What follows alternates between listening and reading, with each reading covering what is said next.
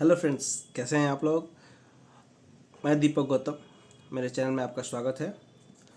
तो आज मैं डिपोजिशन राइटर के पोस्ट के बारे में बात करने वाला हूं।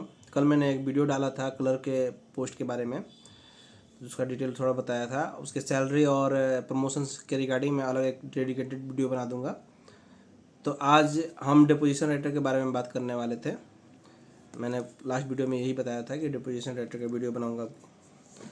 तो डिपोजिशन राइटर जो पोस्ट निकला हुआ है, code reader cum deposition writer 2400 grade pay. तो ये मेनली इनका काम डिपोजिशन से रिलेटेड ही होता है। ये जो पोस्ट है इसमें डिपोजिशन करना होता है, मतलब गवाही लेना होता है। तो जनरली ये पहले पीओ का काम होता था पहले। अब ये जो अभी तत्काल में एडीजे कोर्ट में ज़्यादातर ये डिपोजिशन राइटर पोस्टेड है। मैं भी पोस्टेड हूँ एडीजे कोर्ट में ही।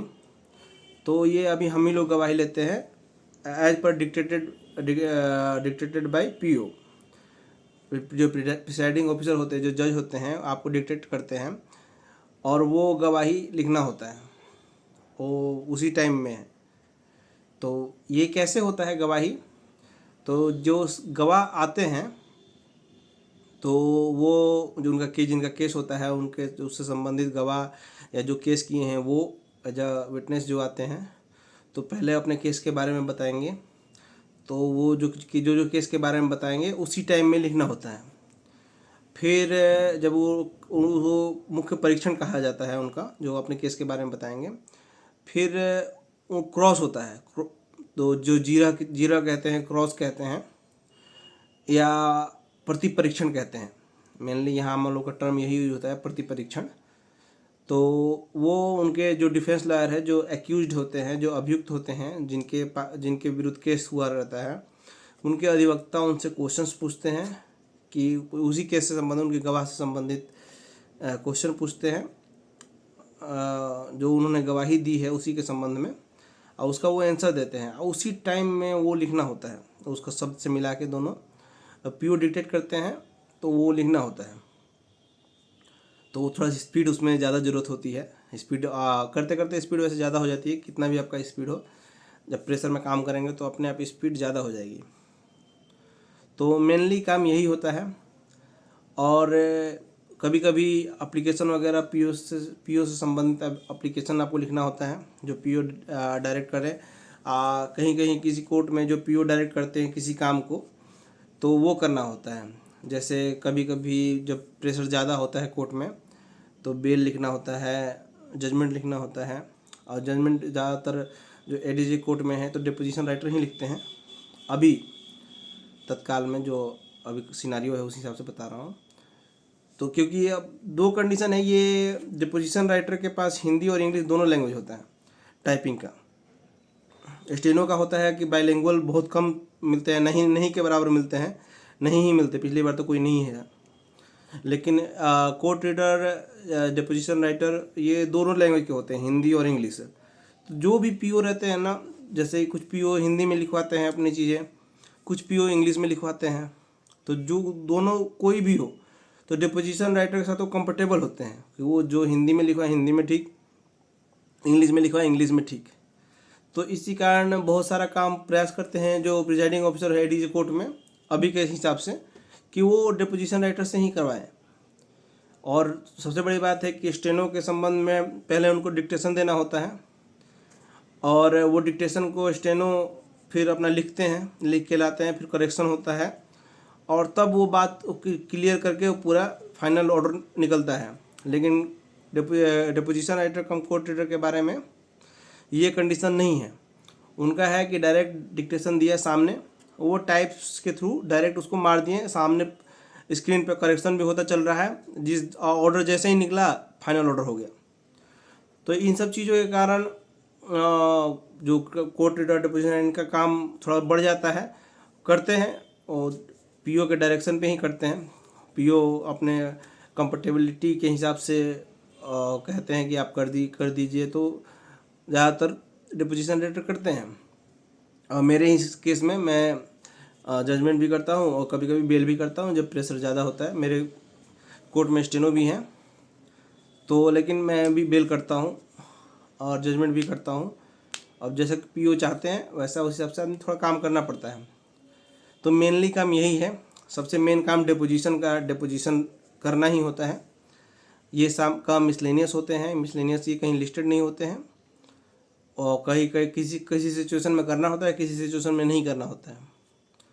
कि जब पीओ को ज़रूरत होती है तो कर दो, अदरवाइज कोई ज़रूरत नहीं होती है। इनका एक एडवांटेज है डिपोजिशन राइटर का, इनके रिकॉर्ड का बर्डन नहीं होता और किसी तरह का कोई रिकॉर्ड का टेंशन नहीं है।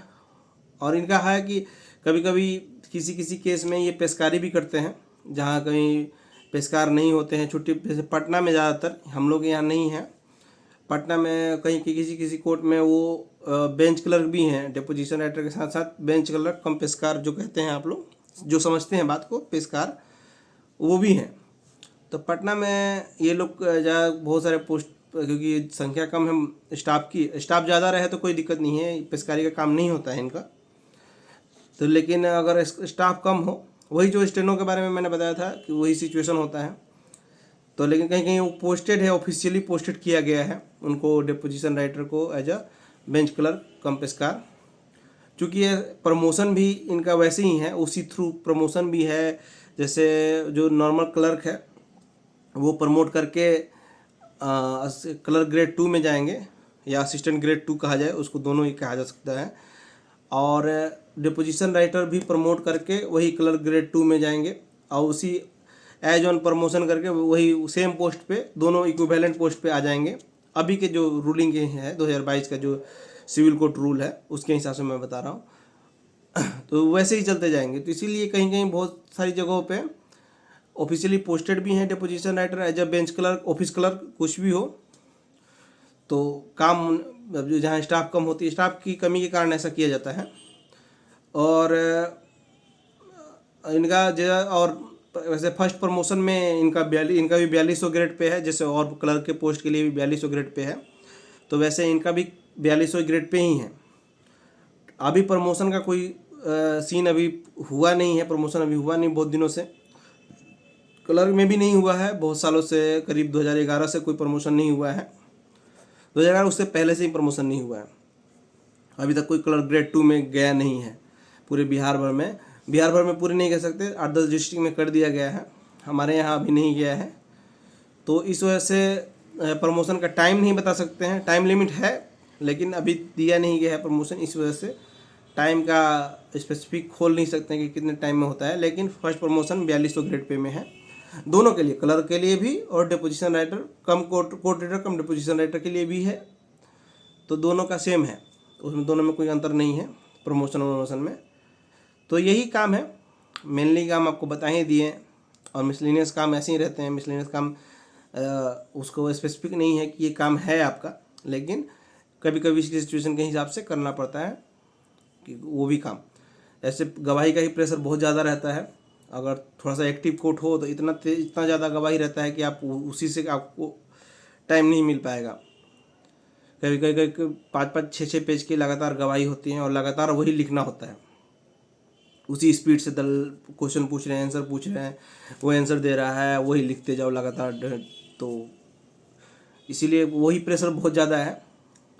बस यही एक एडवांटेज है, क्लर्क की तरह की रिकॉर्ड का टेंशन नहीं है, जिसकी वजह से आप शो कॉज वगैरह नहीं हो पाता होता है।